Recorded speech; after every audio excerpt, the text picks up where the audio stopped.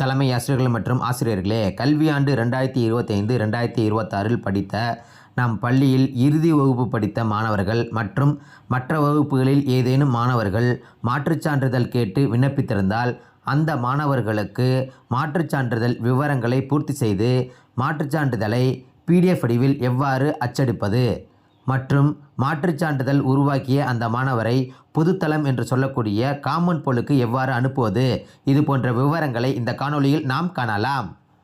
நண்பர்களே, உங்களுடைய அலைபேசி அல்லது மடிக்கணினியில் கூகுள் குரோமை திறந்து கொள்ளுங்கள். அதில் தேடுமிடத்தில் EMIS என்று தட்டச்சு செய்துட்டு தேட ஆரம்பிங்க.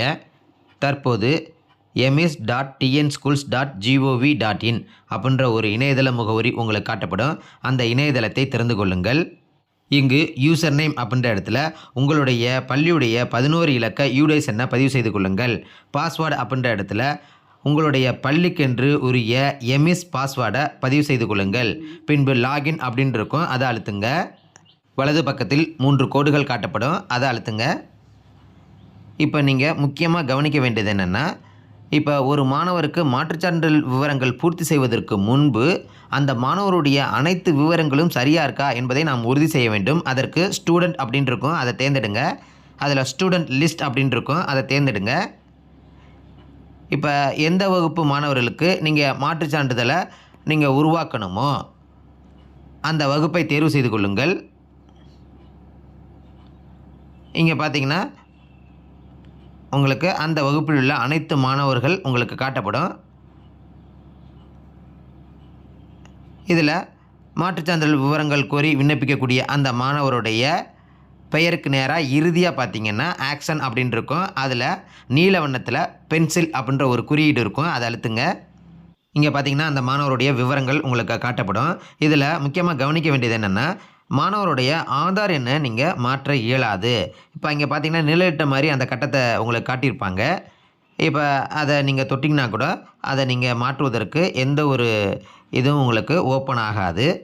ஏன் அப்படின்னா, நீங்கள் ஒரு தடவை ஒரு ஆதார் எண்ணை பதிவு செஞ்சிட்டிங்க அப்படின்னா அந்த எண்ணை மாற்ற இயலாது. அப்படி நீங்கள் மாற்றணும் அப்படின்னா உங்களுடைய BRT மூலமாக இந்த ஆதார் எண்ணை மாற்றிக்கொள்ளுங்கள்.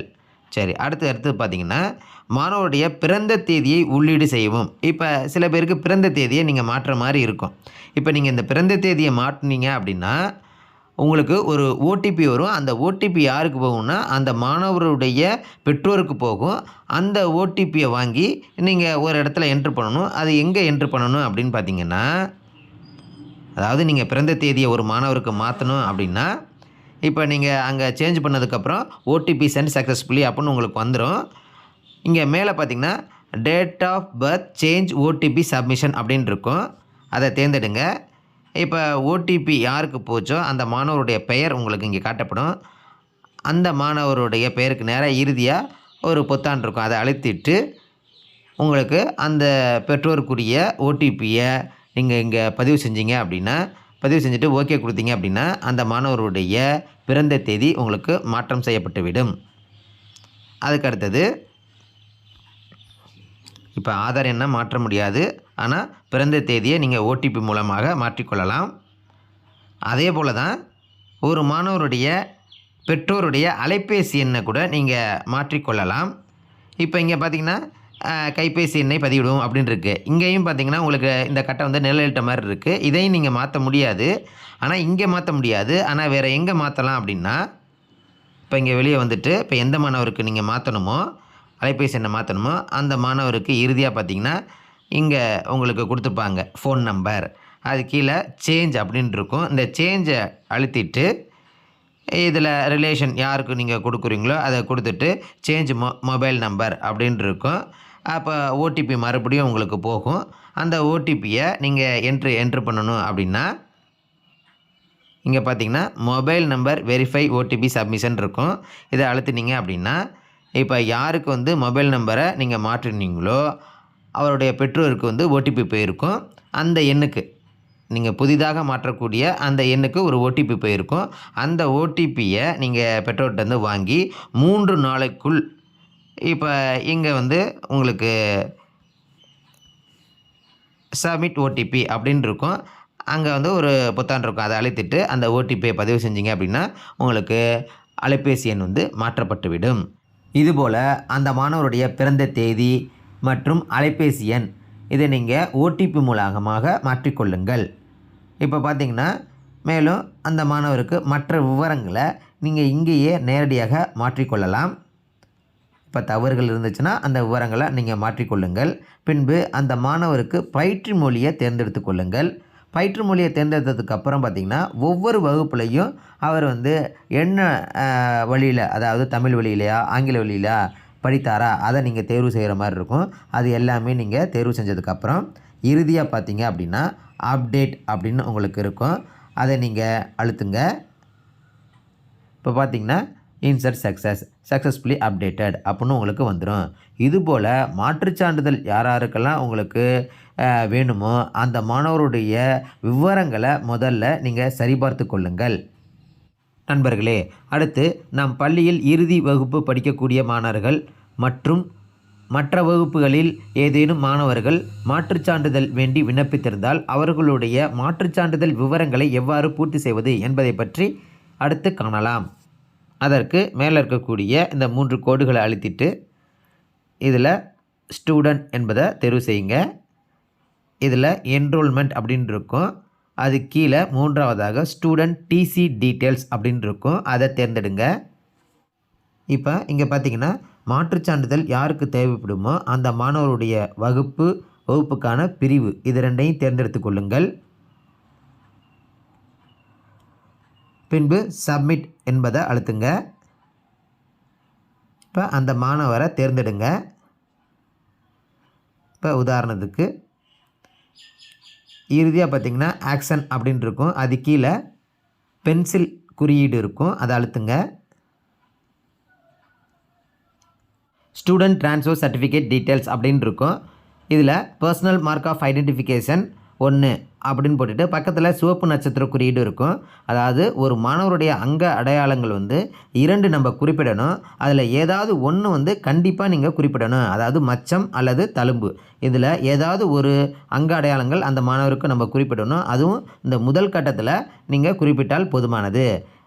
2 அங்க அடையாளங்கள் இருந்துச்சுன்னா இப்போ 2ஐயுமே நீங்கள் தனித்தனியாக நீங்கள் குறிப்பிடுங்க. அல்லது ஏதாவது ஒன்றை மட்டும் நீங்கள் கண்டிப்பாக முதல் கட்டத்தில் பூர்த்தி செய்தாக வேண்டும். அடுத்து பார்த்திங்கன்னா details of scholarship or educational concession received அப்படின்னு கொடுத்துருப்பாங்க. இப்போ அந்த மாணவர் வந்து ஸ்காலர்ஷிப் வாங்கியிருந்தார் அப்படின்னா எஸ்ன்னு கொடுங்க. அது என்ன ஸ்காலர்ஷிப் அப்படின்றத நீங்கள் இந்த இடத்துல தட்டச்சு செய்து கொள்ளுங்கள். அப்படி இல்லை அப்படின்னா நோ என்பதை குறிப்பிட்டு கொள்ளுங்கள். அதுக்கடுத்தது date of medical inspection during the last academic year, கடந்த கல்வியாண்டில் நம் பள்ளியில் இறுதியாக நடந்த மெடிக்கல் கேம்ப் அதோடைய தேதியை குறிப்பிடுங்க. எதுவும் மெடிக்கல் கேம்ப் நடக்கலை அப்படின்னா அந்த இடத்துல நீங்கள் தேதியை குறிப்பிட வேண்டாம்.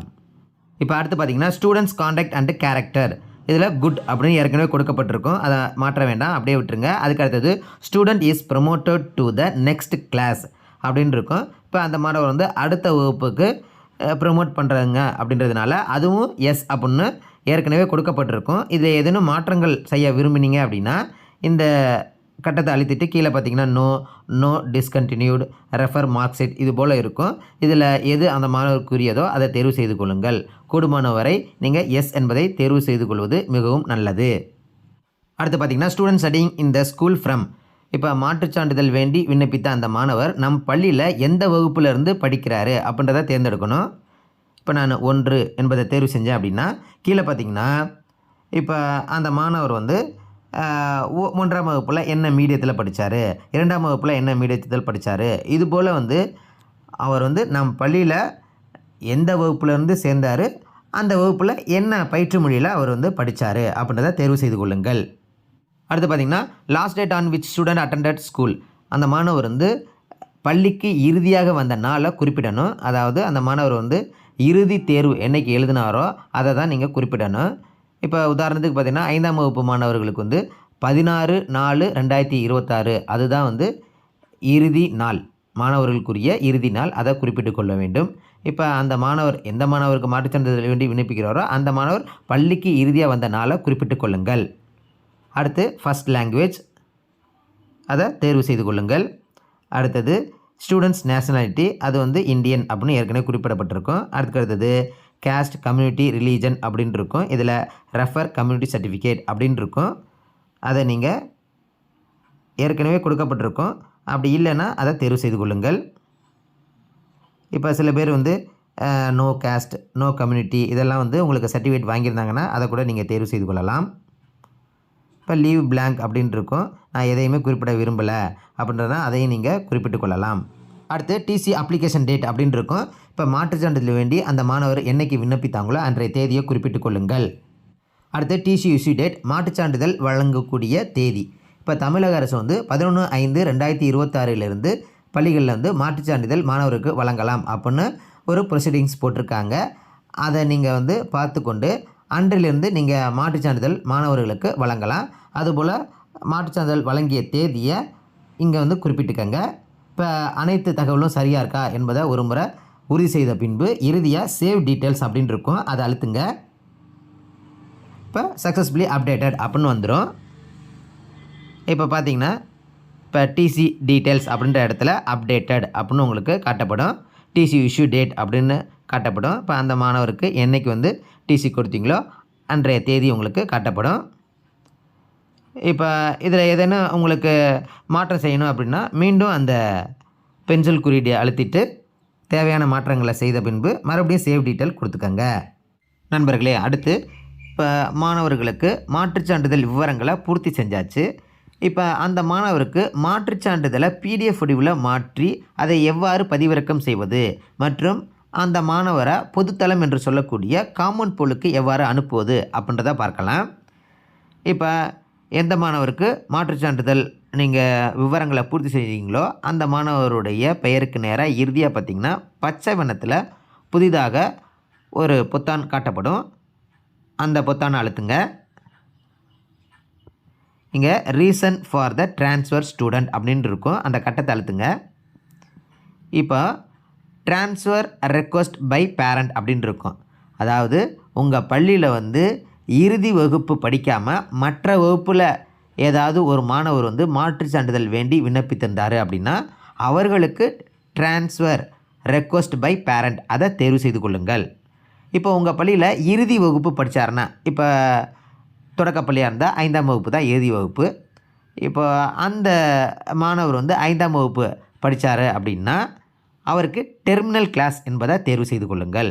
இந்த 2 தான் நம்ம வந்து அதிகமாக நம்ம தேர்வு செய்ய இருப்போம். இப்போ அதுக்கு அடுத்தது பார்த்திங்கன்னா dropped out, student expired, duplicate EMIS entry இது போல் உங்களுக்கு காரணங்கள் கொடுத்துருப்பாங்க. இதில் அந்த மாணவருக்குரிய காரணத்தை தேர்வு செய்து கொள்ளுங்கள். இப்போ நான் டெர்மினல் கிளாஸ் என்பதை தேர்வு செய்து கொள்கின்றேன். ஏன்னா இந்த மாணவர் வந்து எங்கள் பள்ளியில் இறுதி வகுப்பு படிக்கிறாரு. அதனால் டெர்மினல் கிளாஸ் என்பதை தேர்வு செய்து கொண்டேன். பின்பு சேவ் என்பதை அழுத்துறேன். இப்போ பார்த்திங்கன்னா ட்ரான்ஸ்ஃபர் டு காமன் போல். இப்போ அந்த மாணவர் வந்து காமன் போலுக்கு வந்து மூவ் ஆகிட்டார். அதாவது பொது தளத்துக்கு வந்து மூவ் ஆகிட்டார்.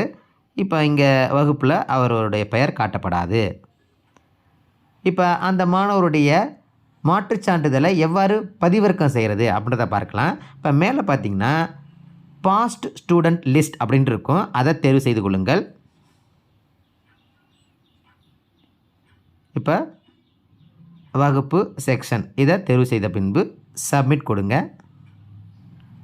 இப்போ எந்த மாணவருக்கு நம்ம வந்து டிசி டீட்டெயிலை சரிபார்த்து பின்பு அந்த மாணவரை காமன் போலுக்கு அனுப்பினமோ அந்த மாணவருடைய விவரங்கள் எல்லாமே இங்கே காட்டப்படும். இப்போ இந்த மாணவருக்கு வந்து பார்த்திங்கன்னா நம்ம டிசியை வந்து பதிவிறக்கம் செய்யணும் அப்படின்னா இறுதியாக பார்த்திங்கன்னா உங்களுக்கு சிவப்பு வண்ணத்தில் PDF குறியீடு காட்டப்படும். அதை அழுத்துங்க. இப்போ அந்த மாணவருடைய மாற்றுச் சான்றிதழ் அனைத்துமே உங்களுக்கு இங்கே காட்டப்படும். சரி, இப்போ இந்த மாற்றுச் சான்றிதழை எவ்வாறு பதிவிறக்கம் செய்யணும் அப்படின்னா பிரிண்ட் அப்படின்னு இருக்கும். அதை அழுத்துங்க. இப்போ மாற்றுச் சான்றிதழ் உங்களுக்கு இங்கே காட்டப்படுது. மறுபடியும் இங்கே PDF அப்படின்னு இருக்கும். அதை அழுத்துங்க.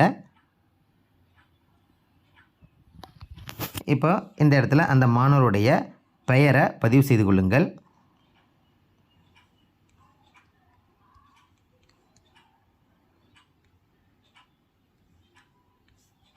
பின்பு சேவ் என்பதை பதிவு செய்யுங்க.